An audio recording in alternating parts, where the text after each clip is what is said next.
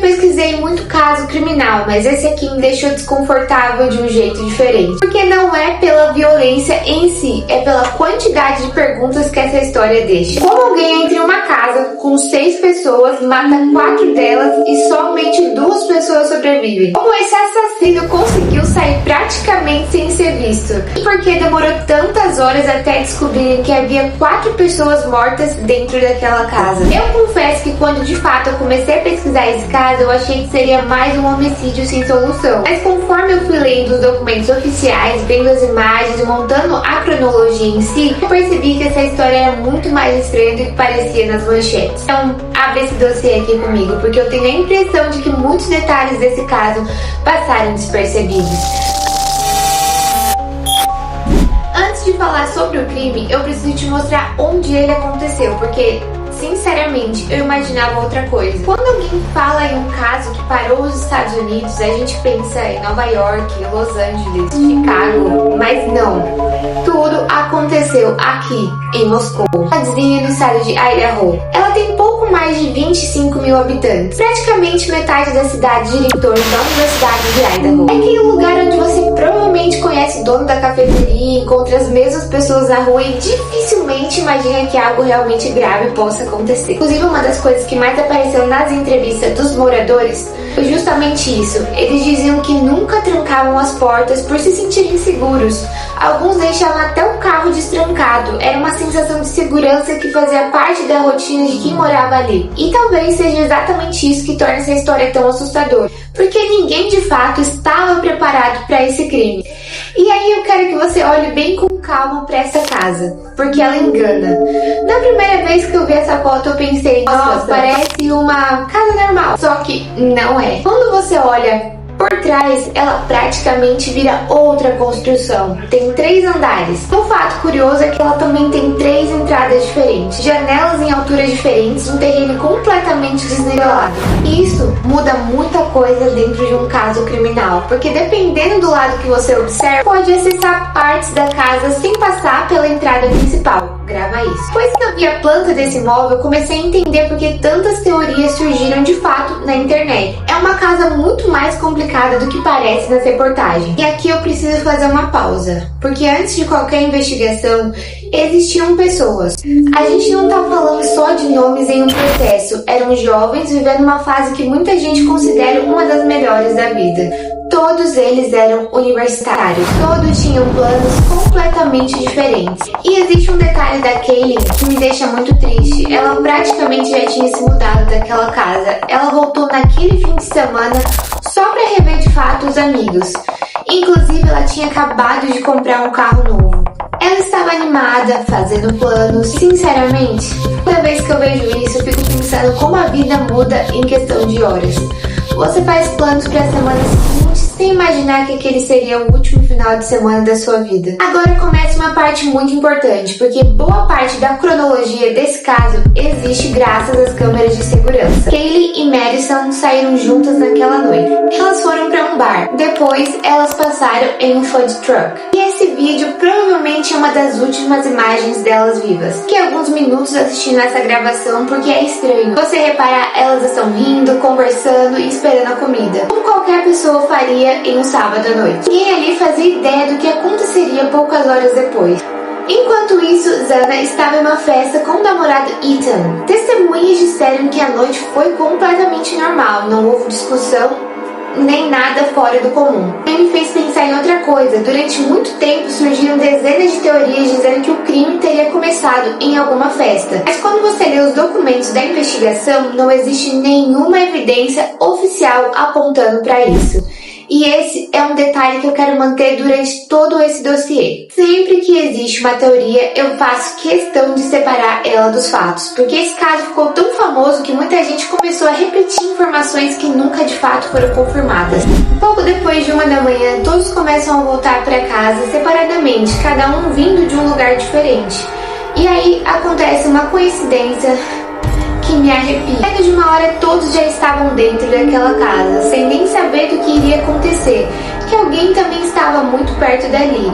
E aqui começa a parte mais assustadora da história, que existe uma janela de tempo de poucas horas em que praticamente tudo isso aconteceu, e é justamente nela que os investigadores passaram meses tentando reconstruir cada minuto daquele momento. E o que aconteceu entre 4 e 5 da manhã é o que de fato transformou esse caso em um dos maiores crimes da história recente dos Estados Unidos. Porque daqui pra frente muita coisa foi reconstruída pela polícia usando câmeras, registros digitais e o depoimento de uma das sobreviventes. E mesmo assim, ainda existem minutos inteiros que ninguém consegue explicar exatamente o que aconteceu.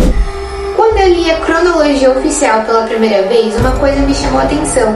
Tudo aconteceu muito rápido. Rápido até demais. Em poucas dezenas de minutos, 4 pessoas perderam a vida e isso muda completamente a forma como a gente imagina o crime. E quando você pensa em um ataque dentro de uma casa com várias pessoas, parece que isso levaria muito tempo, que alguém conseguiria fugir. Ou até mesmo que os vizinhos perceberiam a comoção, mas não foi nada disso que aconteceu. É isso que torna a história muito estranha. Eu fiquei olhando essa planta da casa por muito tempo, enquanto eu pesquisava, tentando imaginar como alguém conseguiria se movimentar ali dentro. Uma coisa ficou muito clara para mim. Entrou naquela residência, parecia ter um objetivo muito claro.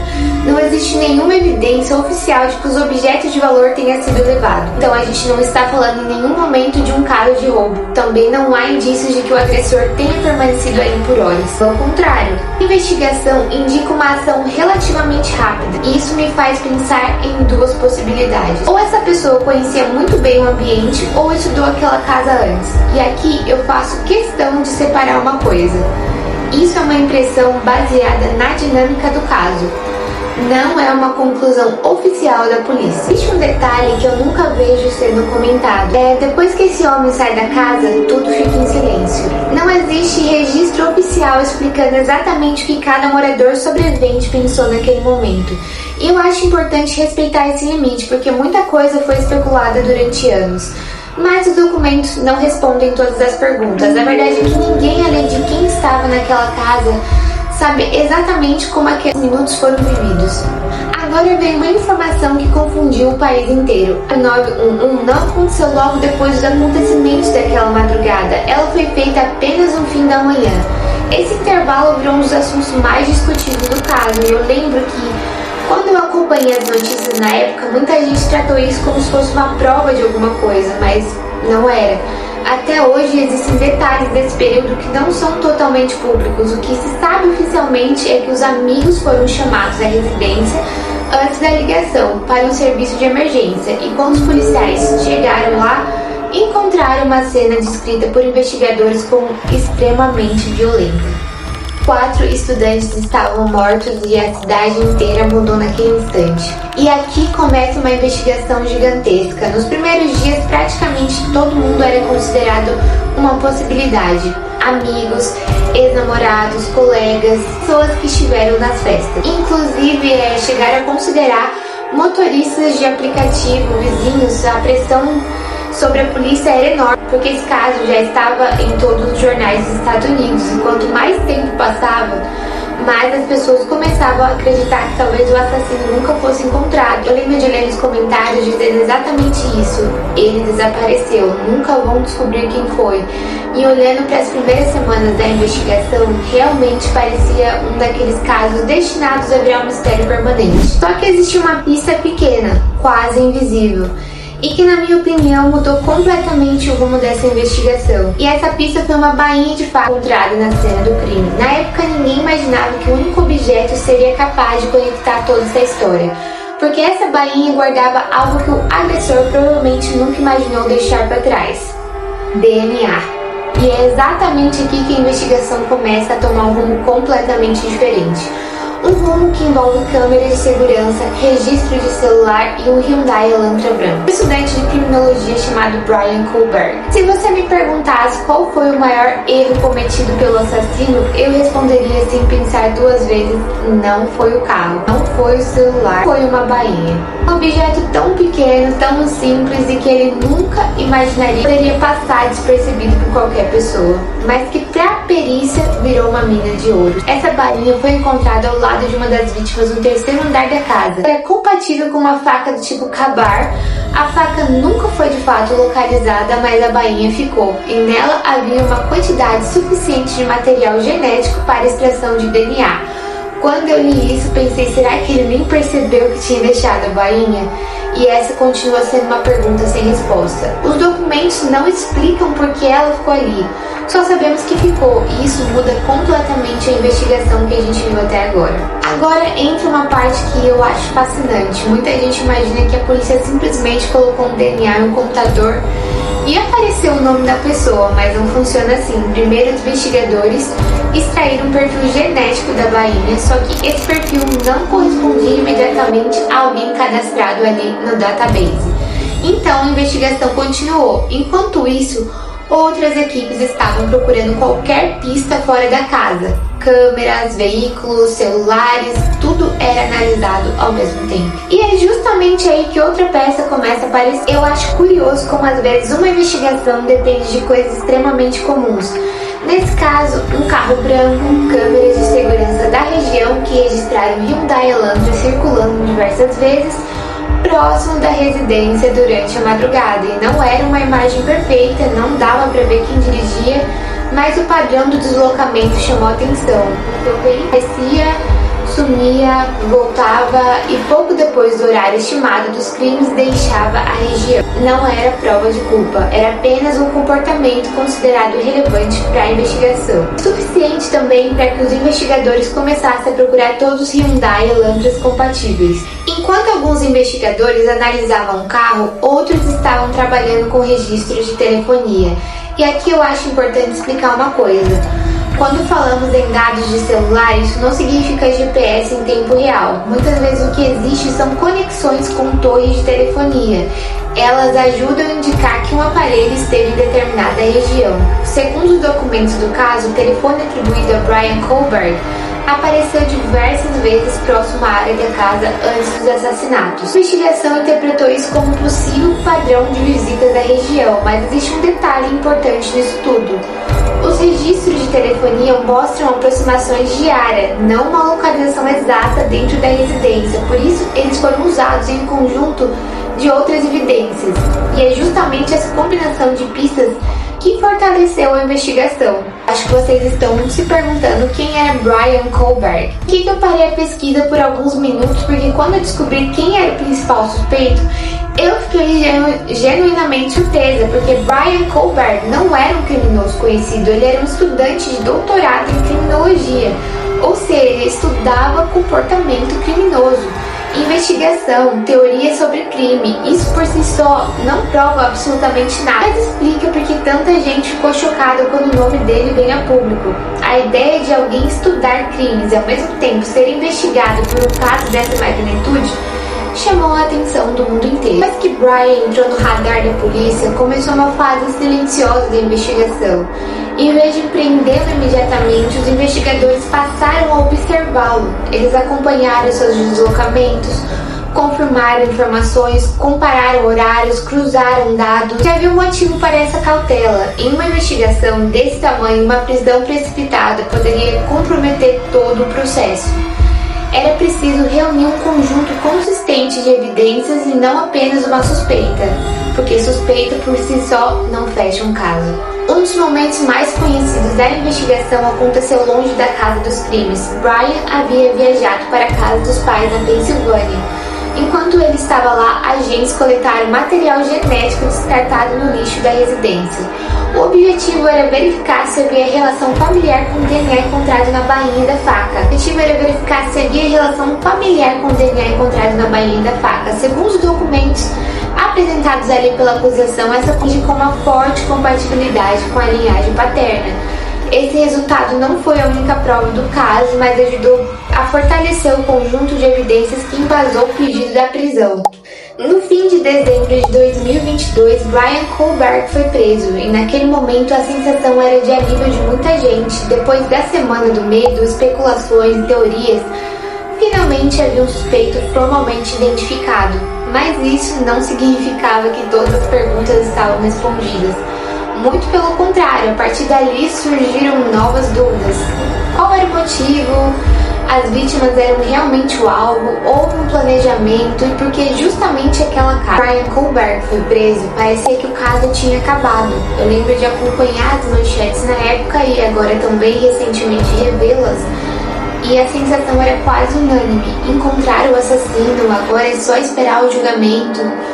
Só que, na prática, exatamente aí que começaram novas perguntas, porque prender alguém não significa entender por que tudo aconteceu. Esse pra mim continua sendo o maior mistério desse caso. Eu passei bastante tempo procurando uma resposta para essa pergunta. Qual era o motivo? E a verdade é que ninguém sabe ao certo. Durante muito tempo, viram teorias dizendo que Bryan conhecia uma das vítimas, outras pessoas disseram que ele frequentava o restaurante onde algumas delas trabalhavam. Também apareceram rumores de perseguição nas redes sociais, mas quando você separa boatos dos documentos oficiais, percebe que muita coisa nunca foi comprovada publicamente e até hoje o motivo exato não foi totalmente esclarecido em tribunal. Não significa que não existam hipóteses, significa apenas que continuam só sendo hipóteses. Acho muito importante fazer essa distinção. Depois da prisão aconteceu uma reviravolta, porque o Bryan Kohberger aceitou um acordo com a promotoria e declarou-se culpado pelos assassinatos. E eu confesso que essa parte me surpreendeu, porque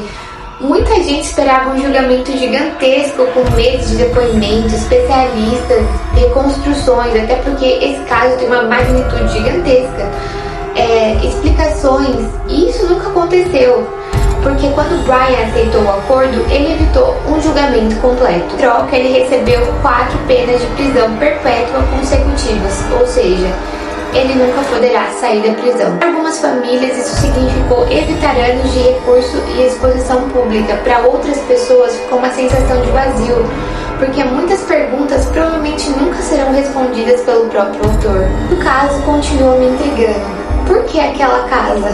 As vítimas eram realmente o alvo? O alvo era apenas uma delas. Porque 2 moradoras sobreviveram? O agressor sabia que elas estavam lá? Ou simplesmente não entrou no quarto delas? A bainha da faca foi esquecida de propósito? Ou ela caiu durante a luta? O que exatamente aconteceu dentro daquela casa? Perguntas que continuam sendo discutidas na internet até hoje e algumas talvez nunca tenham uma resposta definitiva.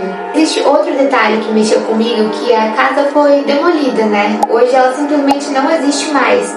E para algumas pessoas foi uma forma de impedir que aquele lugar virasse ponto turístico. Para outras pessoas foi uma maneira de permitir que a universidade e as famílias seguissem em frente. Eu consigo entender os dois lados, mas é estranho pensar nisso. Um dos cenários mais conhecidos da história criminal recente simplesmente desapareceu e ainda assim a história continua viva.